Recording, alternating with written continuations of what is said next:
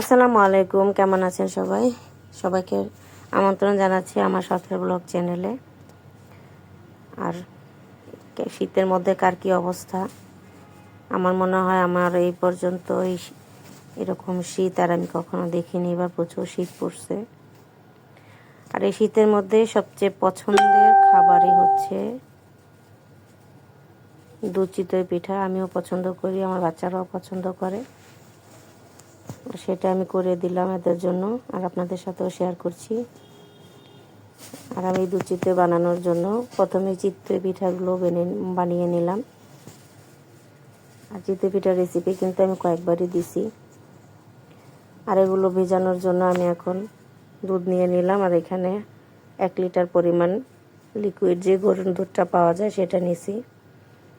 আর সেটাকে আমি এখন জাল করে নেব। আর জাল করার জন্য এখানে একটা তেজপাতা, 2টো লং, 2টো এলাচ আর ছোট একটা দারচিনির টুকরো দিয়ে দিলাম। এগুলো দিয়ে আমি দুধটাকে ভালোভাবে জাল করে কিছু কমিয়ে নিব। এরপর এটাকে স্বাদ এবং এটার ঘনত্ব আরও বাড়ানোর জন্য এখানে আমি 3 টেবিল চামচ পরিমাণ গুঁড়া দুধ দিছি।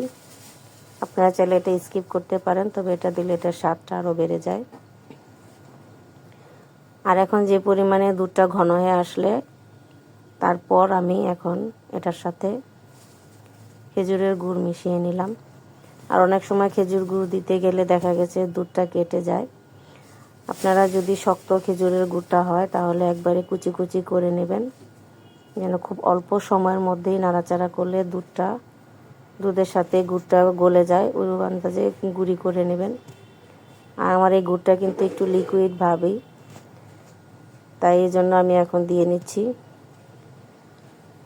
আর বেশিক্ষণ জাল করা লাগবে ওই আন্দাজে কিন্তু গুড়টা দিবেন না, তাহলে অনেক সময় দুধটা কেটে যায়। এটা অবশ্যই মনে রাখবেন। আপনারা চাইলে দুধটার সাথে গুড় যেটা আছে সেটাকে আলাদাভাবে পানি দিয়ে লিকুইডভাবে জাল করে নিয়েও ঘন দুধের সাথে মিশিয়ে নিতে পারেন। এরপরে গরম দুধটার মধ্যেই আমি এখন পিঠাগুলো দিয়ে দিচ্ছি। আমার চুলাটা কিন্তু এখনও জ্বলছে, আমি একবারে লো করে দিছি। আর এখন পিঠাটা দিয়ে আমি একটা শুধু দুধের মধ্যে বলক নিয়ে আসব, তারপরে এটাকে নামিয়ে নেব। আর নামিয়ে নিয়ে আমি ঢাকা দিয়ে রাখবো।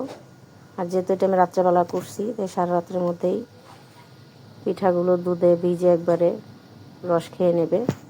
দেখতে পাচ্ছেন আমার পিঠাগুলো কত বড় সাইজ হয়ে গেছে, আর একবারে দুধে ভিজে একবারে নরম হয়ে গেছে, ভেঙে যাচ্ছিল, আস্তা উঠানো যাচ্ছিল না। এই তো আমি এখন একটা উঠিয়ে নিচ্ছি আর এটা আমরা শুধু এইভাবেও খাই, আবার অনেক সময় মুড়ি দিয়েও খাই সকালে নাস্তার সময় বা সকালে। আমি কিন্তু মুড়ি নিয়ে নিয়েছিলাম, যেটা আমার ভিডিওর প্রথমে আপনারা দেখতে পাচ্ছিলেন। মুড়ি দিয়ে খেয়ে নিচ্ছিলাম। অনেকদিন পর একটা বড় ভিডিও দিলাম, আসলে সময় পারা যায় না। আপনারা অবশ্যই আমার ভিডিওগুলোকে দেখবেন এবং সাপোর্ট করবেন, লাইক এবং কমেন্ট করবেন, এবং আমার কোনো ভুল ত্রুটি থাকলে সেগুলো সংশোধন করার জন্য আমাকে বলে দিবেন।